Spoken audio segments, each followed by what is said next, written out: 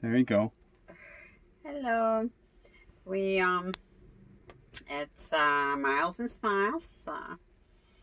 We decided to put something together a little bit about our story and actually choosing a travel trailer. Hello. Trying to set up our phone for our camera.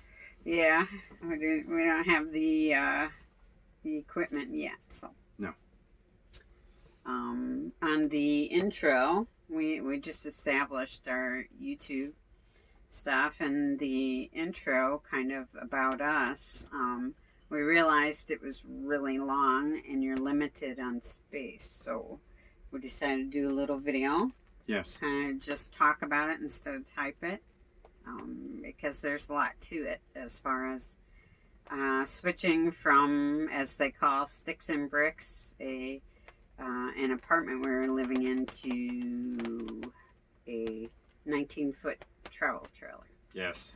19-foot hybrid travel trailer. Mm-hmm. So, some of the things we needed to consider when we did this was weight limits, our wants and needs, and I guess how much stuff we were going to take. So we ended up going with a 2011 Chevy Traverse, and our max weight of pulling is around 5,200 pounds. So we had to find a trailer that was going to be light enough that when we added the weight that we weren't going to be pulling at the max level, because even at the max level, you're still, when we're going up the hills in the Black Hills or up in the Rocky Mountains, it's really going to drag pretty hard. So we decided to look around. Well, one of the things that we found out is there is 1 million tractor trailers, or travel trailers. Millions of them, it seems like. How many different kinds were there? There's Jayco, there's this, there's that.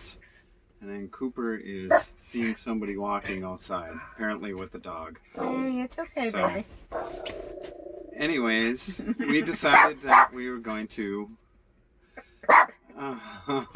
this is not going to work. No, that's fine. Everybody knows we got Cooper dog. So he's just protecting us. Okay, weight limits. Weight limits. That was a big one. And then, well, adding to the weight as well, because now we have our clothes, our kitchen stuff, bedding, tools. Tools is a big one. That's heavy stuff. The dog's distracting me. Okay, so weight limits. Yes. Yes, weight limits. So I guess we were going into... We're going to start this over. Nah, just keep rolling. So, actually, we had to come up with a reason of which trailer was going to fit for us. So we went to the Camping World. We went around. We started looking at some of the travel trailers. And where we lived, there just wasn't a huge variety. And so we had to basically look at used ones. So we started looking on Facebook. We started looking on the Trader, the RV. But the biggest thing that we had a problem with is we didn't know what we were looking for exactly. So it was kind of like, what direction were we going to go? Right. What options do we even have? We didn't know. I mean, what does an RV bathroom look like? Mm-hmm. Come to find out, there are a variety of RV bathrooms. Yes. We learned that we wanted a sink. Some of the RVs, you sit on the toilet and you pull the shower down. It is called a wet bath. Yes. So you kind of odd. We didn't yeah. really feel that I was comfortable like, with that. I want a sink. Okay, so then we learned that that's a priority. We wanted a bathroom with a sink. We wanted a shower as well, separate from the toilet. Yes. And then what kind of beds are available? They have some with bunk beds. We didn't need bunk beds. Some with the bed in the interior. that cuts into the living space. We wanted a little more living space, and it adds weight.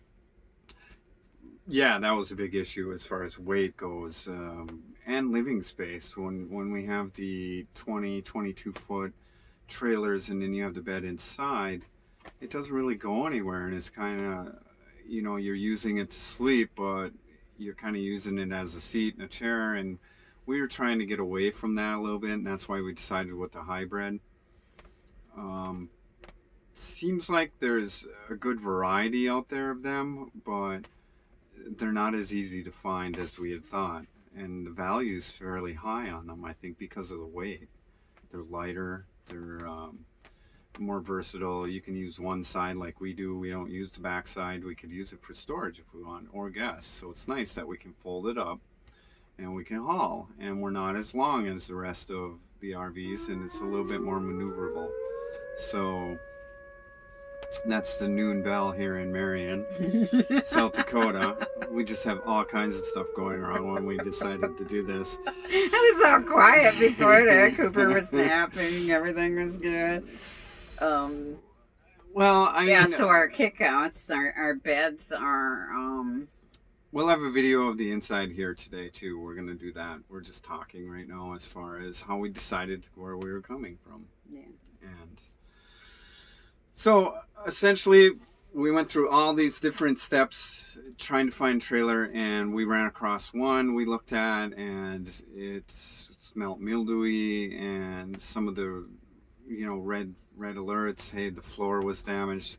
The owner was like, "Well, it's not that bad. It should last for years." Well, we weren't really interested in that, so we decided to look at a few more. And as a matter of fact, I think the night that I found this, I got off of work, and I was like, "Hey, I found a trailer that we might want to look at." And we drove all the way out there. It was probably 35 minutes away from our house, 40 minutes. And when we looked at it, after we walked inside, we just knew. We just felt that this was right. I had the things because we had made a list of essentials that we wanted. I think the only thing was we thought we needed a dual axle. A dual axle was something I was looking at. But come to find out, with the lightweight that this is and the way that our car pulls it, our SUV pulls it, we didn't need that. No, it's a little lower, and it kind of worked out okay because we do have a little bit of an angle when we pull. But I don't have to go to the extent of getting stabilizers, and I have an anti-sway, but I just didn't want to add more weight to the hitch.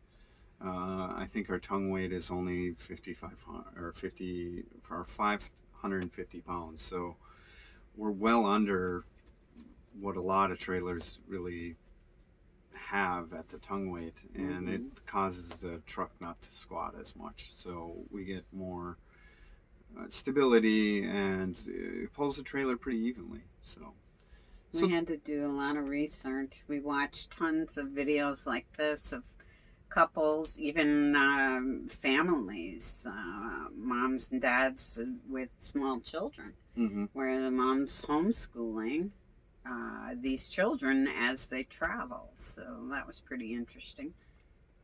We've had quite a few videos. I mean, there's some out there that we enjoyed. Not really going to name any names, but there's a couple out there. The one video with the guy wearing a hat all the time, he's pretty good. So he's very informational. Some are really informational. Some are just on the other side of things, to where they're showing you where they're going, what they're seeing. So we're not sure where we're going to fit in on that. We're just kind of doing this a lot for family and just informational for other people. We're so green at it that we're learning every day some of the things we could do better. You can watch as many videos as you want, and you're still going to struggle because you're specific to what you're carrying and what your RV is. Some work, some don't, depending on the material, if a command hook holds or not, the way your electrical is set up, what you have for gear. Boy, oh, yeah, just pulling in here, one of the big things is, when you pull into a site, first thing, stop and assess where your utilities are. Yes. Where are you going to get your water from? Where are you Yes. going to get your electrical? Is there a dump station?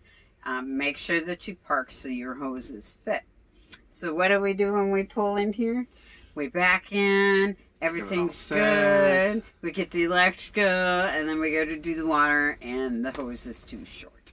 I was literally 18 inches away from hooking it up. And we already had the SUV unhooked from the trailer. I had it all stabilized. We spent time getting it all organized, and I'm like, so I had some extra hose. I have an extra hose that I can use for water, and it's an older one. And so I decided, okay, I can hook that up, and I hook it. First thing I do is hook it up, it leaks. And it's leaking from the seam. So I'm like, okay, I'll use Teflon tape. Nope, still leaks. Find out that it's leaking actually at the connection of where the hose hooks up. I'm sure there's many other RVers that ran across this problem, but so bit the bullet, decided let's hook it up. I finally just took everything down. I moved everything. We hooked it up. I moved it back. About 30 inches or so. Yeah, not much. Hooked it up. No leaks. I was like, at first that would have been great just to do that right away, but something we learned, we're going to have to put it on the checklist. Make sure our hoses, before we unhitch, reach everything. And we saw it. We talked about it. You know? So, that's a really good tip. Thank you. Keep that in mind. My eye measurement does not quite match what the hose measurement is actually. So I was like, yeah, we're going to make it. No problem. I got extra hose too. No. Yeah, those extra hoses are gone. I will be throwing those away. So. And, plan B. Plan B. So a little lesson just on this. Our first hookup, we were great, but we didn't have water to hook up to. And so it's little things like that we're learning as we go along. Other things we're learning. Well, this is, like the beginning of looking at the travel trailers. As far as storage inside, take measurements of your cabinets, because you may have a container at home. You're like, oh yeah, I want to keep this. I could put this, and that, and then you go to put it, and it doesn't fit. Turn it, doesn't fit. So now you have this wonderful basket or container, but it doesn't fit anywhere. So yeah, just taking measurements of the cabinets, the openings, the shelves, how deep it is, so that way you know what's going to fit inside of it before you even bring it to the trailer. Right. That was a big thing, because we were bringing stuff, the Chevy was full of stuff, and it was just, trying to fit it in. And then I thought, you know what, I'm writing down measurements. After I did that, I could go through the stuff in my house and say, yes, this will work, let's keep this. Other things, they went to the garage sale. Yeah, and we actually went through the whole garage sale thing, and everything that we kept, we had purge again. Everything had a purpose. Purge again. So everything that we kept, we actually ended up purging like 3 or 4 times. Finding out that when we get here, it didn't fit. Finding out when we get here, what are we going to use it for? Didn't have a purpose. Dual purpose, so we're trying to think of dual purpose things. And yet again, we're here and we're looking at some of the things, and we're probably going to end up purging again.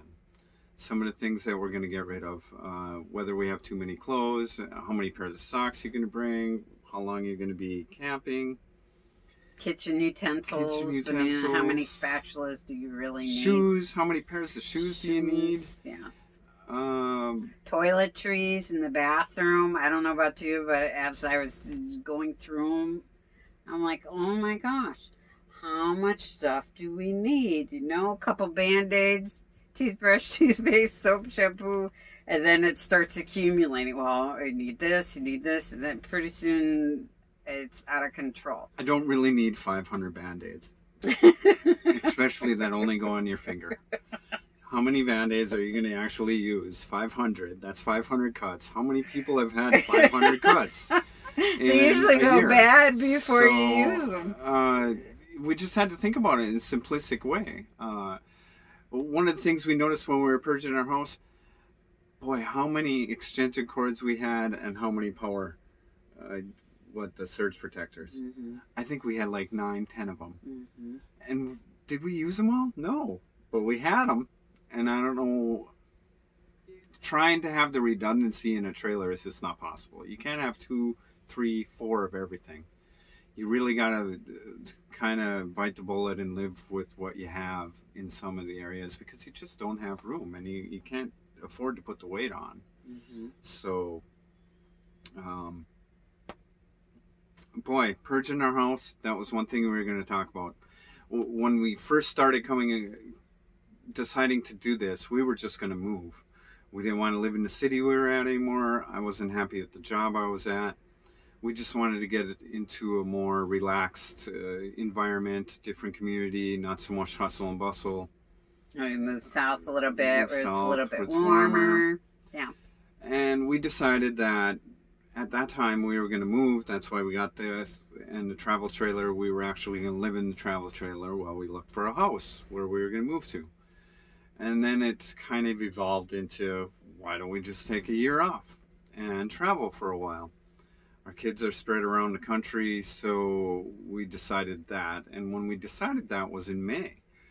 And from May till now, we left August 12th. We ended up purging our entire apartment. I left my job. We ended up getting an RV, a travel trailer, and we packed everything, and we had to be 100% committed. And that was the one thing. She had to be 100%. I had to be 100%. We couldn't have doubts going through, and we communicated that. Mm-hmm. It was stressful, and a lot of times it was stressful. And emotional. Yeah. Getting rid of all your stuff. These are things that have memories attached to them. Been as far as us being military and moving around a lot. You know, you've taken this stuff that you've accumulated with you to so many different places that these are the things that are familiar. These are the things that bring you comfort, or at the time you think so, but as you begin to sift through it and get rid of, whether it be some of the things we donated, and some of the things we sold, some things were just old and used and they've lived their life cycle and it was time to throw them away. It became freeing.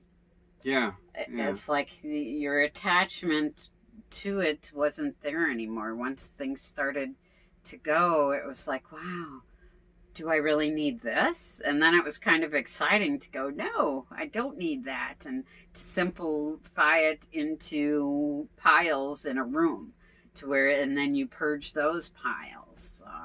As far as photographs, that was a difficult one for me. The pictures, I had just buckets and buckets of pictures from, you know, from myself being a child to my children, and just bought an external hard drive. So now my buckets and buckets of pictures just fit on a little thing like this that I plug into the computer. She had 30 gigs of pictures. That's like 30,000 pictures. That's a lot of pictures. So it took her weeks to do that. I mean, 3 weeks, 8 hours a day of scanning pictures to get all those babies in there. Right. So I wanted my pictures. That was one thing, and that was like really stressful at the beginning. How am I going to take my pictures? Am I going to put them in the back of the SUV and carry them around? Right, and pictures weigh a lot. Not enough room, too much weight. Getting them a bone. Yeah. Okay. So, yeah, purging your stuff. We knew that we didn't want to leave anything behind. We didn't want to. Oh, the thing is moving. All right, come on, up. We didn't want to get a storage unit. We wanted to cut ties with the city we were at as far as any stuff left behind, stuff like that. We do have a family member there that we're going to keep in touch with, but other than that, Yeah, there was Everything, not a lot of attachment there, really. everything's gone. What we have is what we have, Right. and we carry it with us. That's it. Yeah, it's kind of intimidating when you think about it that way, though. Because if your car breaks down, your house breaks down. So,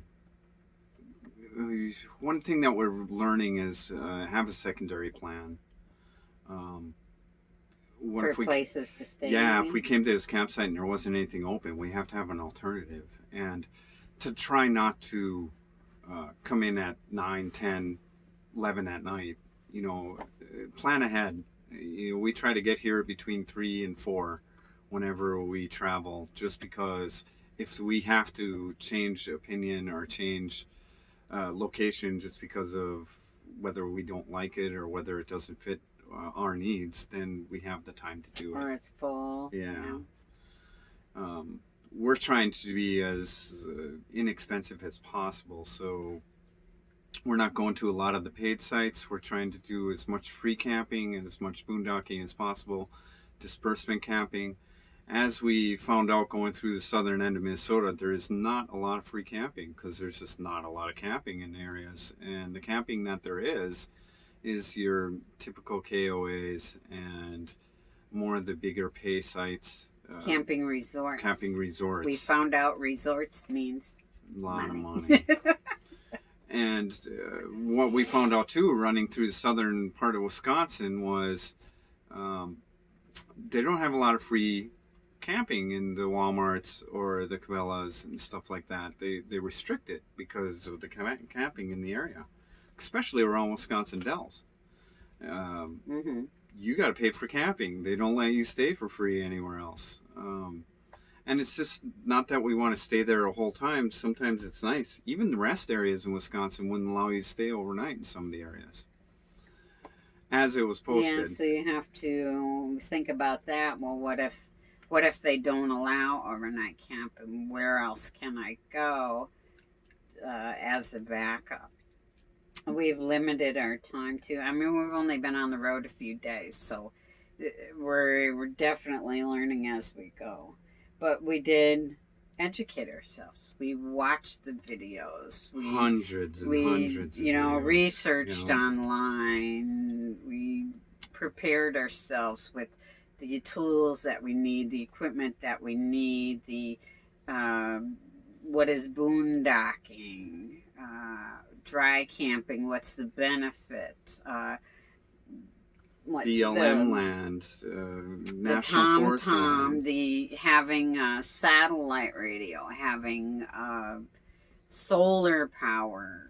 We still need to get a generator, but I mean, it's all of these things that we've researched and figured out what we needed, figured out what we don't need, and how to map out an area, how to scope it out. Is our stuff going to fit through the passages? Is it gravel? Is it dirt road? How safely? Has it rained recently? Is it going to rain? Right. Just being safe. We just had a ton of different things. I mean, one of the prime examples on the last site we were in, it had a 20 amp service. So it had your 110 plug that you plug in at home. Well, an RV has a 30 amp service, so it has a bigger plug. Well, you generally think you need to have that much power to power the things in your RV. Well, that's to power everything maximize. We're finding out. So the 20 amp service, we were like, okay, is it going to start our AC? What can we run? And run our refrigerator off electrical. Sure did. We actually ran our microwave, our refrigerator, and our AC just on a 20 amp 110 plug. Basically, you plug in home. We weren't aware of how much power we would need to run everything. Plus, we run our lights. We haven't had any breakers trip, so I'm not exactly sure. It's not really specified. You can go and read, especially with our RV. We have a StarCraft Travel Star, and there's just not a lot of information on it as far as what the amp services are. It'll say 30 amp service, but it doesn't say how much you can run before you trip a breaker or something. We have the amps and the circuit breakers inside with the fuses, but until you start going out and plugging things in, you're just not going to know. Our major thing is if we have power hookup and it's hot, we want to be able to run the AC. Right now, we can't run the AC on battery power because we just don't have enough to push it. Mm-hmm. Everything else we can or run. solar power, we don't have enough. We don't have enough solar power right now. Well, solar power essentially charges the batteries. Right. We have battery packs, lithium battery packs that we carry with us. But, just those things. The refrigerator, we can run off propane. Stove, we run off propane. Microwave, we can live without. We're actually considering getting rid of it for more storage space. Mm-hmm.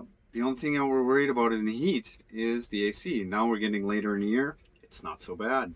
We can live with the heat during the day, and then at night it's cool enough that we don't need the AC at all. So, is the generator going to be that important? Probably not that much in the later leg of the trip, but when we get down south, it will. So the AC is important for that, and that's the only reason we're going to carry a generator. Mm-hmm. I know we're kind of all over the place. We're just kind of getting used to speaking in front of the camera and doing things, just trying to explain to our family and to other people how we came about to decide this, and some of our family thinks that we're gypsies and that we're crazy for doing it, but nomads. That's what it is. We're nomads, and we really are, because we carry our home with us. We don't have a home. Now we have an address. We have a place of residency. Essentially, it's a mailbox. Yes.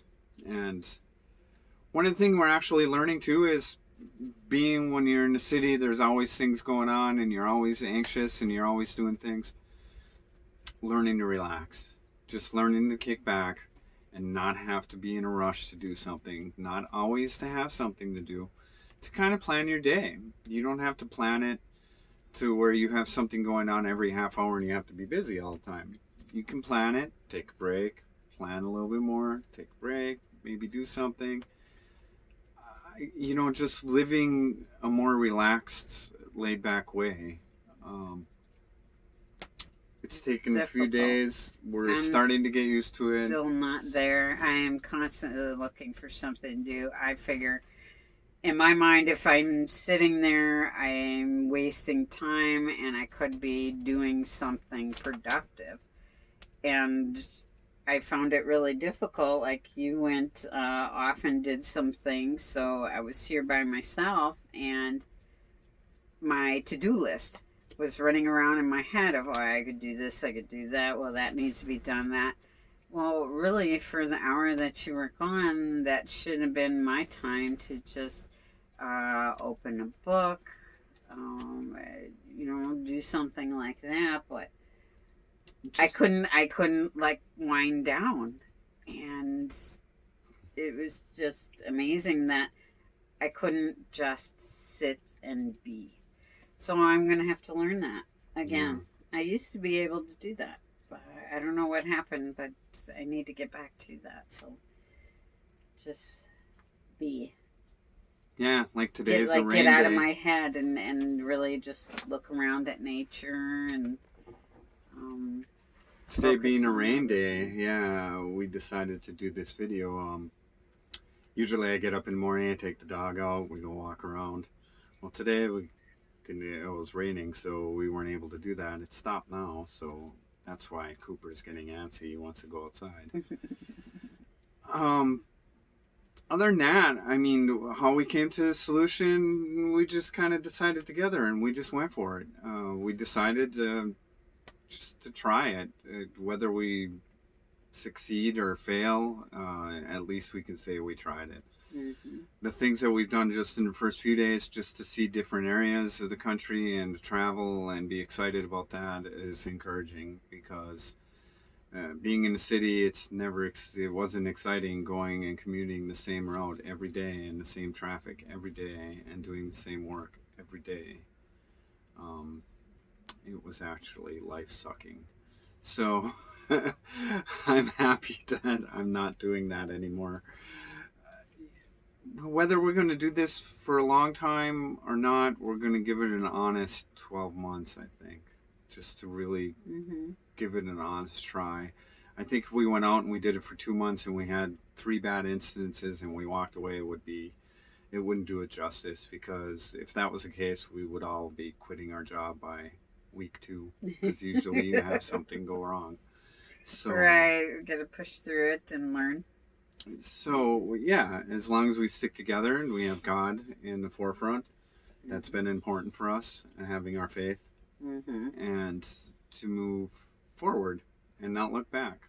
Every experience is a learning experience. We ended up laughing about the hookup that we were short on the hose, but I know when we first started out, we got a flat on the RV, and that was stressful because neither one of us were as apt about it. It was hot, and we were aggravated, and Well, we not only did we blow a tire, but we lost the keys to the rig. So the rig, that's what they call it, the travel trailer. So we call it Moxie. Moxie is our travel trailer. So yeah, I was like done at that moment, yeah. And we were only a couple hours into our first maiden trip, voyage. 3 hours in, and we blew a tire. And I was like, do we really want to do this? This is before we had the garage sale, before we got rid of everything. But that, maybe we'll just take it camping. And we'll leave the tent behind. Right. And we'll just take it camping, but we'll stick to the, living in the apartment or the sticks and bricks life. And we both just, no. We're going to give it a try. We're going to actually do it. Yeah. And, we're going to have things happen, I'm sure. Still, we're going to have breakdowns. We have to expect that. Just communicating has been important. Mm-hmm. Sitting down and talking about what we're going to do, how the day went, whether it went bad or good, how we could adjust and make it better. And that, or if something is really bothering the significant other, knowing not to talk about it for a while. And it's difficult because no matter where you go, there he is, or there she is. Here's our bedroom, there's our kitchen, this is our living room. Bathroom's just right there, so we are constantly together. That's why it was nice yesterday, just for a little break. He went and left for about an hour, so we had some time separate from each other. It's just to kind of be. I just need to relax. I've got all these books on my Kindle, just ready to read, and like I couldn't focus because I don't know, trying to wind down. Can't settle down. Yeah. I mean, I like to just go fishing or walk along wherever we're at and just kind of look at things, and that helps a lot. So I take the dog, and him and I go and just meander around and see what's around, and he enjoys doing that. So do I. So he wants to go right now. Yes. So other than that, we're going to do another video probably today, and we're going to Donna's